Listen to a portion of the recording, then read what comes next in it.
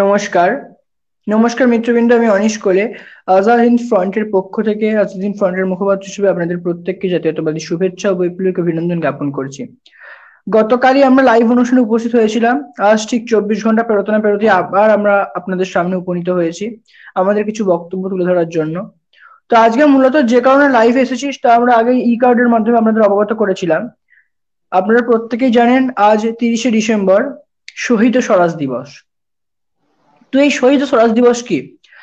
আজ থেকে প্রায় 78 বছর আগে 1943 খ্রিস্টাব্দের সমদিবসে নেতাজি সুভাষচন্দ্র বসু ভারতের বর্তমানে ভারত অধিকৃত আন্দামান নিকোবর দ্বীপপুঞ্জে ভারতের জাতীয় পতাকা উত্তোলন করেন। প্রথম দেশের কোন ভূখণ্ডে জাতীয় পতাকা উত্তোলন করেছিলেন। এবং তৎকালীন সময়ে এই আন্দামান নিকোবরই ছিল আজাদ সরকারের নিয়ন্ত্রিত প্রথম স্বাধীন ভূখণ্ড। এবং জাপান সরকার এই আন্দামান নিকোবরের দায়িত্ব তথা নিয়ন্ত্রণ আজাদ হিন্দ বাহিনীর হাতে তুলে দিয়েছিলেন। এবং নেতাজি সেই আজাদ হিন্দ সরকারের রাষ্ট্রপ্রধান রূপে শপথ গ্রহণ করার পরে এই আন্দামান নিকোবরেরই রাজধানী, বর্তমান রাজধানী পোর্ট ব্লেয়ার, সেখানে জাতীয় পতাকা উত্তোলন করেন। অর্থাৎ এই দিনটি শুধু একটি দিন নয়, প্রত্যেক নেতাজি প্রেমীদের কাছে একটা বলতে পারেন গুরুত্বপূর্ণ ঐতিহাসিক ঘটনার সাক্ষী। এই দিনেই ভারতবর্ষের অখণ্ড ভারতবর্ষের প্রথম প্রধানমন্ত্রী, জাতির জনক, দেশনায়ক নেতাজি সুভাষচন্দ্র বসু ভারতের জাতীয় পতাকা উত্তোলন করেছিলেন। তো আমরা ফেসবুকে অনেক পোস্ট দেখলাম যে অনেক মানুষই যথাসাধ্যভাবে এই দিনটিকে শ্রদ্ধার সঙ্গে পালন করার চেষ্টা করছেন। তো আমরা আমাদের যে প্রচেষ্টার মাধ্যমে, ক্ষুদ্র যে সামর্থ্য তার মাধ্যমে এই দিনটি উদযাপন করার চেষ্টা করলাম। তো সেই কারণেই আমরা আজকে লাইভ অনুষ্ঠানে উপস্থিত হয়েছি। তো প্রত্যেকের সঙ্গে আপনাদের পুরো পরিচিতি আছে, তাও আজকে ফর্মালিটির জন্য কারা কারা আমাদের সঙ্গে উপস্থিত আছে তাদের সঙ্গে আমাদের পরিচয় করিয়ে দিচ্ছি। তো প্রথমে রয়েছেন আজাদ ফ্রন্টের সভাপতি মাননীয় দীপায়ন পাল মহাশয়, এবং রয়েছেন আজাদ ফ্রন্টের সাধারণ সম্পাদক নীলাদ্রি শেখর ভূঁইয়া মহাশয়। তো এবার মূল আলোচনায় ফিরছি, যে বিষয়ে কথা বলছিলাম। এই 30শে ডিসেম্বর এই আজাদ হিন্দ সরকার কিন্তু একটি ব্যক্তিগত বা মুখে বলা কোনো সরকার ছিল না। তৎকালীন সময়ে অক্ষ শক্তিভুক্ত 11টি দেশ এই সরকারকে স্বীকৃতি দিয়েছিল। অর্থাৎ আন্তর্জাতিক স্বীকৃতি প্রাপ্ত একটি স্বাধীন সরকার ছিল, যার নিজস্ব মুদ্রা, নিজস্ব ডাক টিকিট, নিজস্ব সেনাবাহিনী থেকে শুরু করে নিজস্ব ব্যাংক প্রভৃতি ব্যবস্থাপনা ছিল, যা একটি রাষ্ট্রের মূল কাঠামোকে নিশ্চিত করে। এবং এই সরকারের প্রথম প্রতিরক্ষা মন্ত্রী, প্রথম প্রধানমন্ত্রী, রাষ্ট্রপতি এবং বিদেশ মন্ত্রী ছিলেন নেতাজি সুভাষচন্দ্র বসু। এই সরকারের উপদেষ্টা ছিলেন রাসবিহারী বসু। অর্থাৎ এই সরকার কিন্তু কোনো একটি সাধারণ সরকার নয়, এই সরকার ভারতবর্ষের প্রথম, অখণ্ড ভারতবর্ষের প্রথম সরকার। এবং এই সরকার আজকের দিনেই আন্দামানে থেকে তাদের জয়যাত্রার যে পথ চলা শুরু করেছিল, তো এই দিনটিকে প্রত্যেকে পালন করার চেষ্টা করুন। তো সংক্ষেপে আমি বললাম যে এই 30শে ডিসেম্বর দিনটির মাহাত্ম্য কি, গুরুত্ব কি, আমরা কেন পালন করব, তোর বিস্তারিত ব্যাখ্যায় চলে যাব। তো প্রথমে দীপান্তর কাছে চলে আসবো, এবং এই 30শে ডিসেম্বর দিনটি আমরা কেন পালন করছি, গুরুত্বটা কি, এই দিন ঠিক আর কি কি ঘটনা ঘটেছিল, নেতাজি এই দিন কি করেছিলেন, এই দিন জাতির ভবিষ্যৎ কিভাবে পাল্টে গিয়েছিল, সেই সব বিষয় নিয়ে দীপান্তরকে আমি আলোকপাত করার জন্য অনুরোধ করবো। দীপায়নদা। হ্যাঁ, ধন্যবাদ অনিশ। আর একই সঙ্গে ধন্যবাদ জ্ঞাপন করি সেই প্রত্যেক বিপ্লবী জনগণকে যারা আজাদ হিন্দ ফ্রন্টের সাথে আছেন, এবং আমাদের সোশ্যাল প্ল্যাটফর্মে আমরা যে যে লাইভ প্রোগ্রাম অনুষ্ঠিত করি প্রত্যেকটি লাইভ অনুষ্ঠান আপনারা অভিনিবেশ সহকারে প্রত্যক্ষ করেন। যে বিষয়টা উঠে আসছে, 30শে ডিসেম্বর 1943 খ্রিস্টাব্দে ঠিক কি হয়েছিল, তবে তার আগে আমার বক্তব্য শুরু করার আগেই আমি প্রথমে তিন পক্ষ, এই ত্রিপক্ষকে, অর্থাৎ ভারতের মিডিয়া, ভারতের প্রত্যেকটি রাজনৈতিক দল এবং ভারতের কিছু গজদন্ত মিনারবাসী বুদ্ধিজীবী, সুতরাং এই ত্রিপক্ষকে প্রথমেই ধিক্কার জানিয়ে আমার বক্তব্য শুরু করব। কেন ধিক্কার জানাচ্ছি? আচ্ছা, 30শে ডিসেম্বর সম্বন্ধে আপনারা সোশ্যাল মিডিয়ার কোথাও এই তিন পক্ষের এক পক্ষকেও একটি শব্দ খরচ করতে দেখেছেন? দেখেননি এবং দেখবেনও না। ভারতে আজাদ হিন্দ ফ্রন্ট সুভাষবাদী ছাড়া অন্য যে যে রাজনৈতিক দলগুলি আছে, ভারতের যে যে গজদন্ত মিনারবাসী বুদ্ধিজীবীরা আছে, যারা বিভিন্ন নন ইস্যুকে ইস্যু করে লাফালাফি করেন, এবং সর্বোপরি যে সমস্ত বড় বড় মিডিয়া হাউস আছে, তারা কেউ কখনো নেতাজি সুভাষচন্দ্র বসুকে সেই প্রাপ্য মর্যাদা প্রদান করেননি। আর সে কারণে হয়তো তারা ভুলে গেছেন 30শে ডিসেম্বরের কথা। অথচ অনুব্রত মণ্ডল কি বলল না বলল, অমুক নায়িকা কতদিন ধরে কোন নায়কের সঙ্গে কোথায় ছুটি কাটাতে গেলেন, সেই খবরগুলো মিডিয়াতে আসে, এই খবরটা মিডিয়ায় আসে না। তো এই খবরটা যখন মিডিয়ায় আসে না, তখন আজাদ হিন্দ ফ্রন্টের দায়িত্ব এবং কর্তব্য থেকে যায় এই দিনটিকে নিজেদের সামর্থ্য অনুযায়ী উদযাপন করার। এবং 21শে অক্টোবর আর 23শে জানুয়ারি, এই দুটি দিন আবহমান কাল ধরে উদযাপিত তো হবেই, আজাদ হিন্দ ফ্রন্টের অস্তিত্ব যতদিন থাকবে। কিন্তু নেতাজি সুভাষচন্দ্র বসু যে মহাভারতীয় সংগ্রামে সামিল হয়েছিলেন, সেখানে 1943-এর 21শে অক্টোবর তিনি আজাদ হিন্দ সরকারের রাষ্ট্রপ্রধান হিসেবে শপথ নেওয়া থেকে শুরু করে 1945-এর 18ই আগস্ট, যেদিন তিনি অন্তর্হিত হন রাশিয়ার উদ্দেশ্যে। সুতরাং এই যে প্রায় 2 বছর সময়, এই প্রায় 2 বছরের মধ্যে প্রত্যেকটি দিনই কিন্তু ঐতিহাসিকভাবে তাৎপর্যপূর্ণ। এবার প্রত্যেকটি দিন তো আলাদাভাবে উদযাপন করা সম্ভব নয়। সুতরাং আমরা প্রধানত দুটি দিনে প্রেক্ষাগৃহ ভাড়া করেই আমাদের অনুষ্ঠান আগামী দিনেও সংগঠিত করব। আর অন্যান্য দিনগুলিতে, যে দিনগুলি অধিক তাৎপর্যপূর্ণ, ধরুন 14th এপ্রিল মৈরাং দিবস, কিংবা 30শে ডিসেম্বর শহীদ স্বরাজ দিবস, এই দিনগুলোকে আমরা ভার্চুয়াল মিডিয়ায় আপনাদের সামনে উপস্থিত করব, যাতে সমগ্র দেশবাসী এই দিনসমূহের তাৎপর্য উপলব্ধি করতে সক্ষম হন। তো 30শে ডিসেম্বরের কথায় সরাসরি চলে আসি। এর আগে, অর্থাৎ 2 মাস যদি পিছিয়ে যাওয়া যায়, অর্থাৎ 21শে অক্টোবর, 21শে অক্টোবর আজাদ হিন্দ সরকারের রাষ্ট্রপ্রধান হিসেবে সিঙ্গাপুরে যখন নেতাজি শপথ গ্রহণ করলেন, সেই শপথ গ্রহণ অনুষ্ঠানের পর একটি জরুরি মিটিং অনুষ্ঠিত হয়েছিল। সেই মিটিং এ মূলত আজাদ হিন্দ সরকার এবং আজাদ হিন্দ ফৌজের যারা নির্বাচিত প্রতিনিধি, তারা সম্মিলিতভাবে সেই ক্যাবিনেটে উপস্থিত ছিলেন। সেই ক্যাবিনেটে এটা মূল আলোচ্য বিষয় ছিল যে যুদ্ধের বর্তমান পরিস্থিতিতে নেতাজি সুভাষচন্দ্র বসু কিভাবে সরাসরি ভারতের মাটিতে স্বাধীন অখণ্ড ভারতের পতাকা উত্তোলন করতে সক্ষম হবেন। নেতাজি তখন তাদের বলেছিলেন যে আজ 21শে অক্টোবর, এই বছর পেরোনার আগেই তোমরা দেখতে পাবে যে স্বাধীন ভারতের মাটিতে আজাদ হিন্দ সরকারের পতাকা উত্তোলিত হলো। এই কথাটি নেতাজি যখন বলছেন, তখন তার পারিষদবর্গরা অবাক হয়ে যান। তার কারণ, নেতাজি সেই সময় সিঙ্গাপুরে দাঁড়িয়ে কথাটা বলছেন। ভেবে দেখুন, সিঙ্গাপুর থেকে ভারত কতটা দূরত্ব! ওই দীর্ঘ কিলোমিটার পথ অতিক্রম করে ভারতবর্ষের মাটিতে স্বাধীন ভারতের পতাকা উত্তোলন করাটা কিন্তু তাদের কাছে কার্যত অসম্ভব বলে মনে হয়েছিল। এবং আমরাও যদি আপাত দৃষ্টিতে সেটা বিচার করি, তাহলে আমাদের পক্ষেও অসম্ভব মনে হবে। কারণ নেতাজি একজন মহান বিপ্লবী, তিনি জাতির প্রকৃত জনক। কিন্তু তিনি পক্ষীরাজ ঘোড়ার মতো, তার তো দুটো ডানা নেই যে তিনি হঠাৎ করে সিঙ্গাপুর থেকে উড়ে এসে বছর শেষ হওয়ার আগেই স্বাধীন ভারতের পতাকা উত্তোলন করবেন।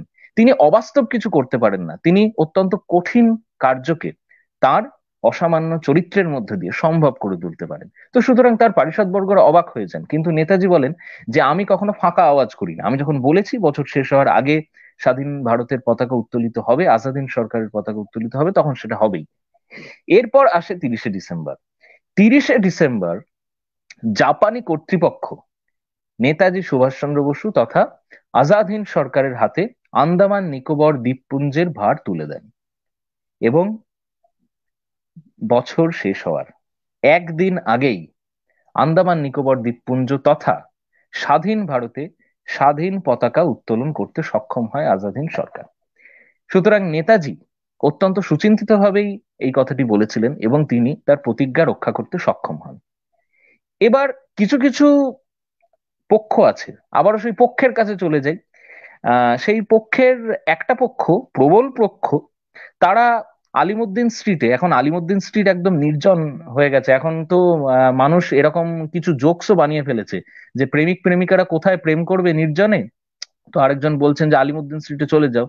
সেই আলিমুদ্দিন স্ট্রিট তো খুবই নির্জন, ওর থেকে নির্জন তার থাকে না, মানে কোনো লোকই সেখানে আসে না। সুতরাং সেটা প্রেম করার প্রশস্ত জায়গা।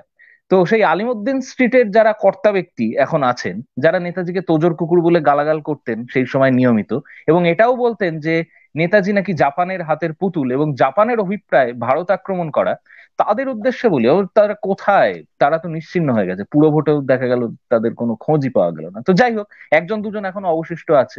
তো সেই একজন দুজনের উদ্দেশ্যেই বলছি যে জাপানের উদ্দেশ্য ঐতিহাসিকভাবে বহুদিন কিন্তু প্রমাণিত হয়েছে। জাপানের কোনোদিন কোথাও কখনো উদ্দেশ্য ছিল না ভারত আক্রমণ করার। জাপানের যদি ভারত আক্রমণেরই উদ্দেশ্য থাকতো, তাহলে 30শে ডিসেম্বর তারা আন্দামান নিকোবর দ্বীপপুঞ্জের সমগ্র কার্যভার নেতাজি সুভাষচন্দ্র বসুর হাতে তুলে দিতেন না। তারা যদি না তুলে দিতে চাইতেন, তাহলে কিন্তু নেতাজির পক্ষে সম্ভব হতো না তাদের কাছ থেকে আন্দামান নিকোবর দ্বীপপুঞ্জের ভার গ্রহণ করার। এটা তো একদম বাস্তব কথা, কারণ নেতাজি ছিলেন নির্বাসিত সরকারের রাষ্ট্রপ্রধান, আর জাপান সেই সময় প্রবল প্রতিপক্ষ। সুতরাং জাপানের সাহায্য ব্যতীত কিন্তু নেতাজি সুভাষচন্দ্র বসুর পক্ষে স্বাধীনতা সংগ্রাম পরিচালনা করা সম্ভব ছিল না। এটা বাস্তবতার দিক থেকে আমি বলছি। তো জাপানের অভিপ্রায় কিন্তু সম্পূর্ণরূপে স্পষ্ট হয়ে ওঠে। দেখুন, কূটনৈতিক ক্ষেত্রে কেউ নিঃস্বার্থভাবে কাউকে সহায়তা করে না। জাপানের একটা স্বার্থ তো অবশ্যই ছিল নেতাজিকে সহায়তা করার। সেই স্বার্থ হলো যে নেতাজি যদি ব্রিটিশ এবং আমেরিকাকে ভারতের ভূমি থেকে উৎখাত করে রাষ্ট্র ক্ষমতা দখল করতে সক্ষম হন, তাহলে ভারতকে যেভাবে অ্যাংলো আমেরিকান বাহিনী ঘাঁটি হিসেবে তৈরি করেছে জাপানের বিরুদ্ধে, অর্থাৎ সেই ঘাঁটি থেকে জাপানের বিরুদ্ধে ক্রমাগত যেভাবে তারা আক্রমণ চালিয়ে আসছে, সেই আক্রমণের সম্ভাবনাটা নিভে যাবে। এটাই একমাত্র ছিল জাপানের স্বার্থ। অর্থাৎ নেতাজি সুভাষচন্দ্র বসু নিশ্চয়ই জাপানের বিরুদ্ধে যুদ্ধ ঘোষণা করতেন না। সুতরাং এই একটা মাত্র স্বার্থ জাপানের ছিল। কিন্তু জাপানের এটা কখনো স্বার্থ ছিল না যে ভারত আক্রমণ করে ভারত দখল করার। সেই সময় গান্ধী, নেহেরু, প্যাটেল থেকে শুরু করে এই সমস্ত কমিউনিস্ট বিপথগামী ব্যক্তিত্ব প্রত্যেকে নেতাজি এবং জাপানকে যে পরিমাণ নিন্দা করেছিলেন, সেই নিন্দার বিরুদ্ধে কিন্তু আমরা চিরকাল প্রতিবাদ বজায় রাখবো।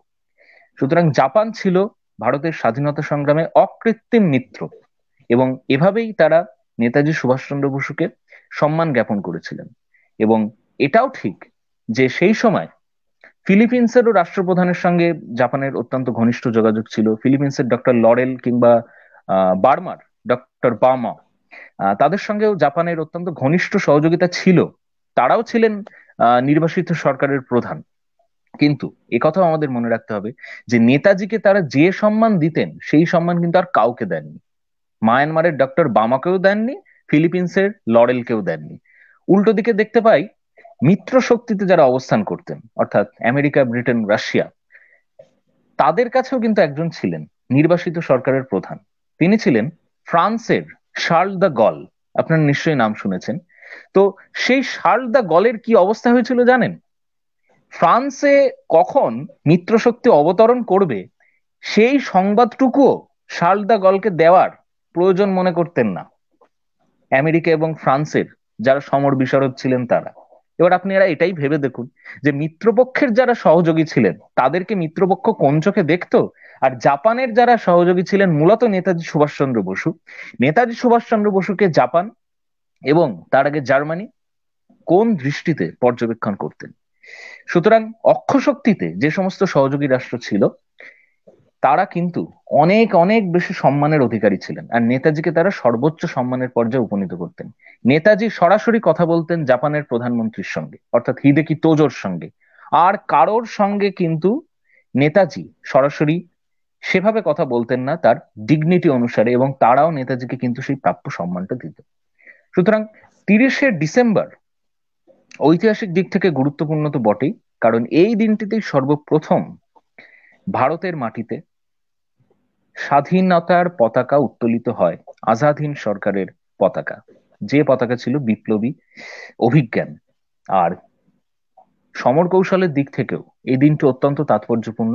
কারণ আপনারা যদি স্ট্র্যাটেজিক্যালি বিচার করেন, ভারতের ম্যাপটা যদি আপনারা দেখেন, তাহলে দেখবেন যে আন্দামান নিকোবর দ্বীপপুঞ্জের ক্ষমতা যদি এক পক্ষের হাতে চলে যায়, তাহলে সেখান থেকে কিন্তু সরাসরি ভারতবর্ষে আক্রমণ করা সহজ হয়। সেই সময়েও আজাদ হিন্দ সরকার এবং জাপানের পক্ষে অত্যন্ত একটা স্ট্র্যাটেজিক্যাল গেম ছিল আন্দামান এবং নিকোবর দ্বীপপুঞ্জের ক্ষমতা নিজের হাতে রাখা। এবং সেই সময় আরো যদি 2-3 বছর যুদ্ধটা অগ্রসর হতো, যদি পারমাণবিক অস্ত্র আমেরিকার হাতে না থাকতো, তাহলে কিন্তু আবারও দ্বিতীয় ইম্ফল অভিযান হতো। ওটা একটা পথ থাকতো, এবং দ্বিতীয় আরেকটা পথ থাকতো নৌবাহিনীর মধ্যে দিয়ে আন্দামান নিকোবর দ্বীপপুঞ্জ থেকে সরাসরি দক্ষিণ ভারতে আক্রমণ করা হতো, এবং ব্রিটেন এবং আমেরিকার ঘাঁটিগুলোকে ধ্বংস করে দেওয়া হতো। দিক থেকে আক্রমণ করে ভারতবর্ষকে স্বাধীন করা হতো। এটাই ছিল নেতাজির পরিকল্পনা। আমরা যদি পর্যবেক্ষণ করি, সমর কৌশলগত দিকগুলি যদি আমরা নিজেদের মধ্যে ভেবে দেখি, পর্যবেক্ষণ করি, তাহলে এই দিকগুলো আমাদের কাছে স্পষ্ট হয়ে ওঠে। কিন্তু 30শে ডিসেম্বর অপাংক্তেয়তার অন্তরালে আচ্ছাদিত। কেউ মনে রাখেনি, আজাদ হিন্দ ফ্রন্ট মনে রেখেছে।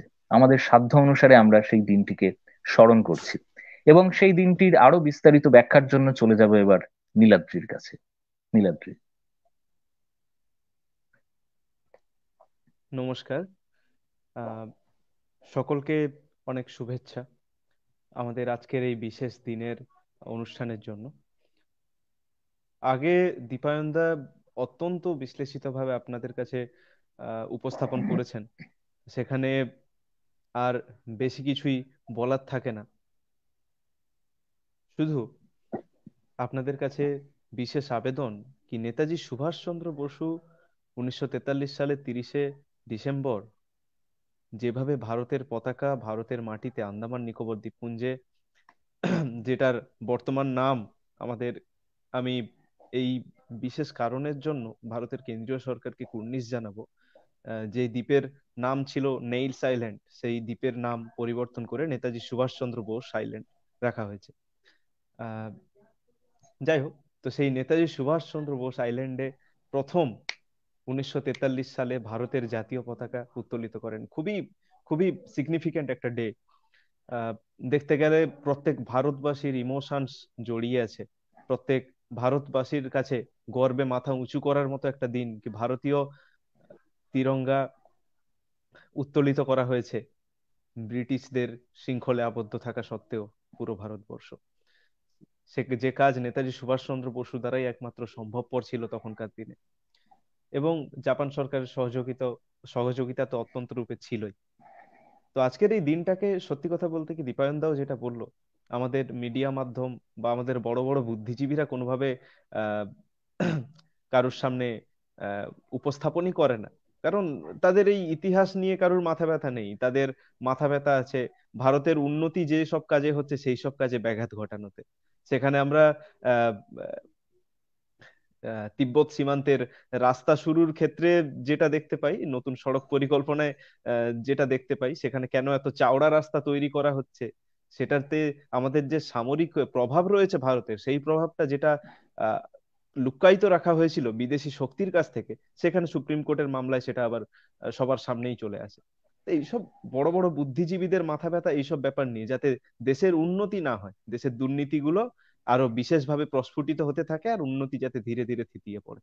তো সত্যি কথা বলতে কি, এইসব বুদ্ধিজীবীদের পাল্লায় পড়ে বর্তমান যুব সমাজ এখনো বিপথে চলছে। আর আজাদ হিন্দ ফ্রন্ট তার মাঝে মাথা তুলে দাঁড়িয়েছে, উত্তোলিত হাত তুলে দাঁড়িয়েছে নেতাজি সুভাষচন্দ্র বসুর আদর্শকে পাথেয় করে। তাই যুব সমাজকে আবারও আহ্বান জানাচ্ছি, আমাদের যে লক্ষ্য, সেই লক্ষ্যকে পূর্ণ করতে, নেতাজি সুভাষচন্দ্র বসুকে তার প্রাপ্য সম্মান প্রদান করতে, যে মানুষটা নিজের সারাটা জীবন শুধু দিয়ে গেছে আমাদের স্বাধীনভাবে, এই বড় বড় বুদ্ধিজীবীদের স্বাধীনভাবে আচার আলাপ আলোচনা করার জন্য দেশের এই বিশেষ বিশেষ দিনগুলোতে। সত্যি কথা বলতে কি, নেতাজি সুভাষচন্দ্র বসুকে প্রাপ্য সম্মান যদি কোনো পার্টি দেয়, সেটা একমাত্র আজাদ হিন্দ ফ্রন্ট, যা আমরা নেতাজি সুভাষচন্দ্র বসুর আদর্শে তৈরি করেছি। যুব সমাজের কাছে আমার বিশেষভাবে আবেদন, আপনারা এগিয়ে আসুন, পাশে থাকুন। নেতাজি সুভাষচন্দ্র বসু অবশ্যই আপনাদের আশীর্বাদ করবেন। জয় হিন্দ, জয় তু নেতাজি, আজাদ হিন্দ ফ্রন্ট জিন্দাবাদ। নমস্কার। অনেক ধন্যবাদ নীলাদ্রিকে। আর অনিশের সঙ্গে সম্ভবত আমাদের যোগাযোগ বিচ্ছিন্ন হয়ে গেছে, তাই আজকে আমাদের সঞ্চালককে আর আমরা পেলাম না। আপনাদের প্রত্যেকে, যারা যারা আমাদের অনুষ্ঠান প্রত্যক্ষ করছেন, তাদের প্রত্যেককে আন্তরিক অভিবাদন জানাচ্ছি। আজকে আমাদের অনুষ্ঠান আমরা এখানেই পরিসমাপ্ত করলাম। আর আবারও আরেকটা কথা বলবো যে আগামী দিনে তো মাঠে ময়দানে দেখা হবেই, অর্থাৎ আজাদ হিন্দ ফ্রন্ট শুধুমাত্র ভার্চুয়াল মিডিয়াতে তো সীমাবদ্ধ থাকবে না, এবং সংসদীয় গণতন্ত্রে প্রবেশ করে মানুষের সমর্থন নিয়ে রাষ্ট্র ক্ষমতা দখল করাই আমাদের চূড়ান্ত লক্ষ্য। এবং সেই লক্ষ্য হয়তো একদিন দুদিনে সম্ভব হবে না, বহু বছরের নিরলস সংগ্রামের মধ্য দিয়ে হয়তো আমরা আমাদের লক্ষ্য পূরণ করতে সক্ষম হব। যত বছরই লাগুক না কেন, আমাদের লক্ষ্যে আমরা জয়যুক্ত হব, এই বিশ্বাস আমাদের আছে। তার কারণ স্বপ্ন তখনই পূরণ হয় যখন মানুষ প্রথমে স্বপ্নটা দেখতে শেখে, আর স্বপ্ন তখনই পূরণ হয় যখন মানুষ সংকল্পে দৃঢ় থাকে। এটা নেতাজিরই শিক্ষা। সুতরাং আমরা নেতাজির উত্তর সাধক যখন, তখন নেতাজির সেই অনমনীয় দৃঢ়তাকে সংকল্প করে আমাদের চূড়ান্ত লক্ষ্যের পথে অগ্রসর হব। প্রত্যেককে অনেক অনেক ধন্যবাদ, এবং আগামী সপ্তাহে আবার আপনাদের সাথে দেখা হবে নতুন একটি বিষয় নিয়ে। জয় হিন্দ, বন্দে মাতরম, নেতাজি সুভাষচন্দ্র বসু জিন্দাবাদ, আজাদ হিন্দ ফ্রন্ট জিন্দাবাদ।